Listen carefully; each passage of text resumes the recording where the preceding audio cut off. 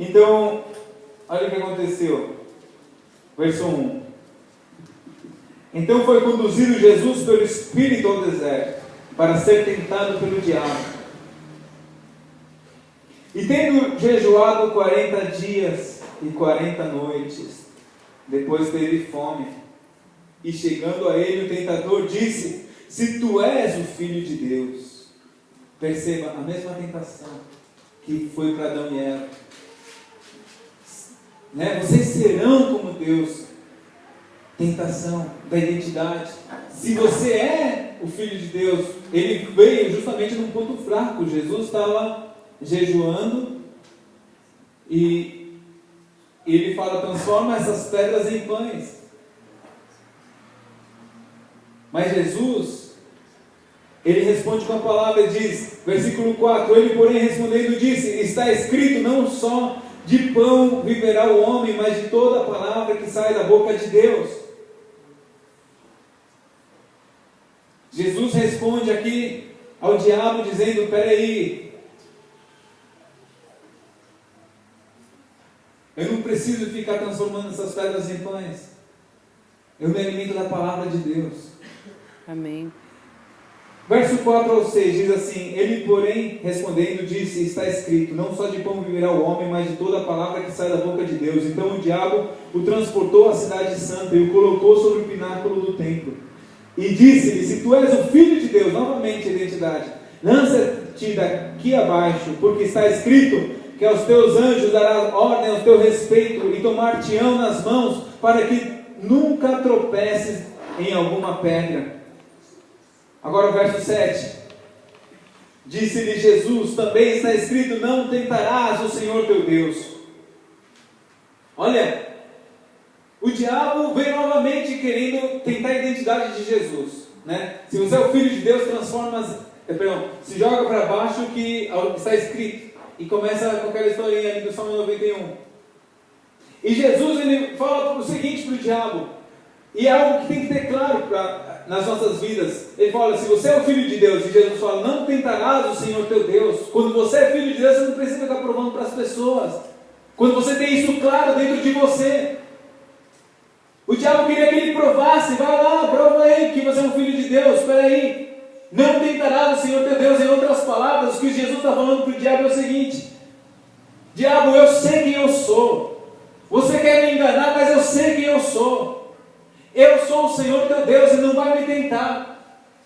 Eu te criei, eu te formei, eu sei todas as coisas. Não tentarás o Senhor teu Deus. Ele sabia quem ele era. Amém? Amém. Você não precisa ficar provando para as pessoas. Você sabe quem você é no Senhor.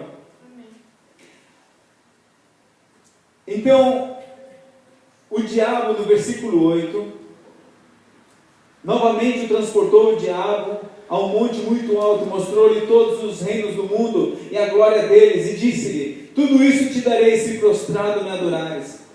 Então disse Jesus: vai-te, Satanás, porque está escrito, ao Senhor teu Deus adorarás e só Ele servirás. Você viu? O diabo deixou a Jesus.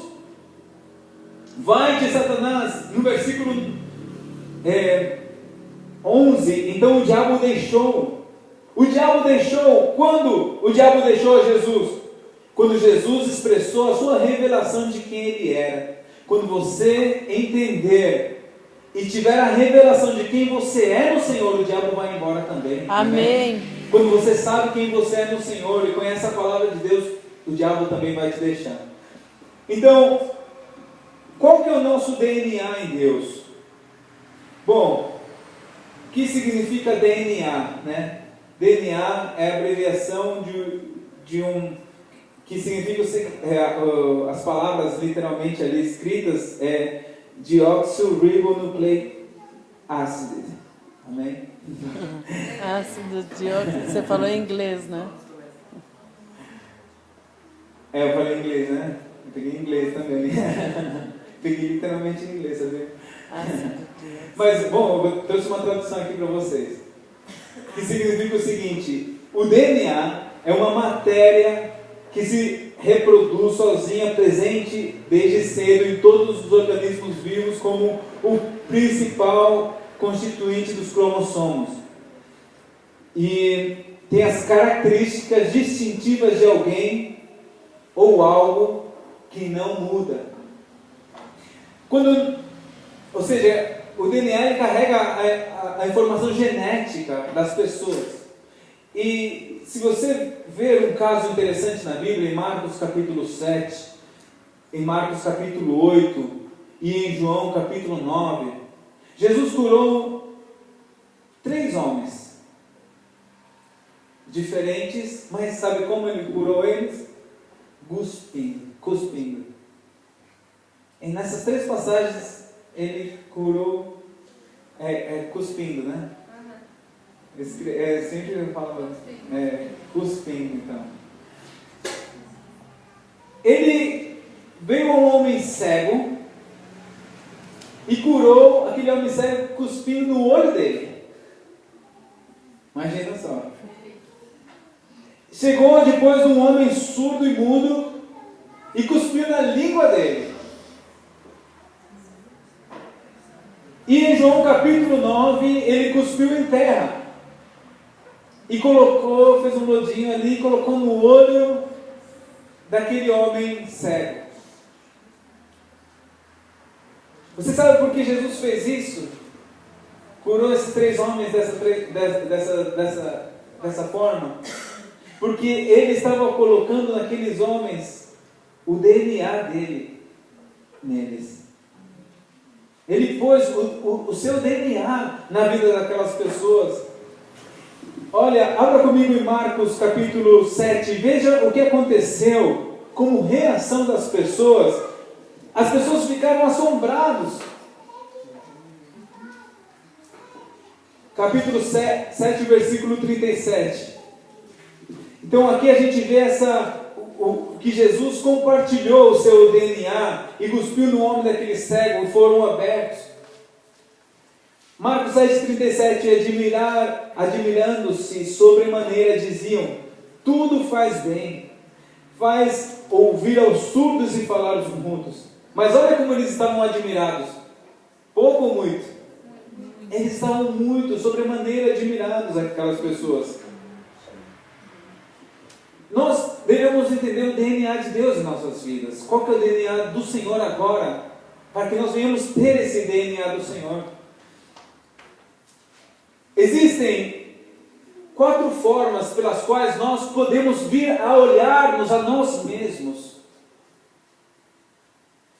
A primeira delas é qual que é a imagem que outras pessoas têm de você. Quando você fica considerando esse ponto, é o que as pessoas falam de você. O que as pessoas pensam de você? Como elas te veem? O que elas dizem de você? Então, de certa maneira, quando a gente começa a pensar nisso, a gente sente uma certa pressão. Né? O que estão pensando de mim? A segunda forma é a imagem que eu quero que outros tenham de mim. Né? Então eu tento me esforçar, tento fazer certas coisas para que outros tenham uma certa imagem de mim. E isso às vezes causa em nossas vidas um estresse, né? Porque a gente quer causar uma aparência para as pessoas e ver que às vezes a gente não é necessariamente daquela forma. E a terceira maneira da qual nós podemos nos olhar é a imagem que eu tenho de mim mesmo. Então, você percebe que a primeira é o que as pessoas dizem de quem eu sou. Logo, na segunda forma de como eu posso me ver, o que as pessoas dizem com respeito, o que eu quero que as pessoas vejam em mim. E aí entra em uma confusão. Por que entra em uma confusão? Porque às vezes eu, com o que quero com que as pessoas vejam em mim, e realmente o que eu vejo em mim, começa a haver um conflito muitas vezes. Porque às vezes a pessoa fica pensando, todos nós, o que eu faço? Aonde eu me encaixo?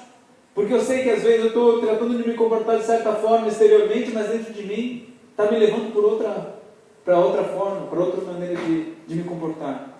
Então isso traz confusão. E a quarta forma de você poder se ver é a imagem do que Deus fala de você, de quem você é, de quem realmente você é. Amém? Amém. Então, quando você sabe quem Deus diz que você é, essa é a verdade na tua vida. A verdade na tua vida não é o que as pessoas dizem de quem você é. A verdade na tua vida não é o que você quer aparentar. A verdade na tua vida não é nem o que você pensa de você. A verdade na tua vida é quem Deus diz que você é.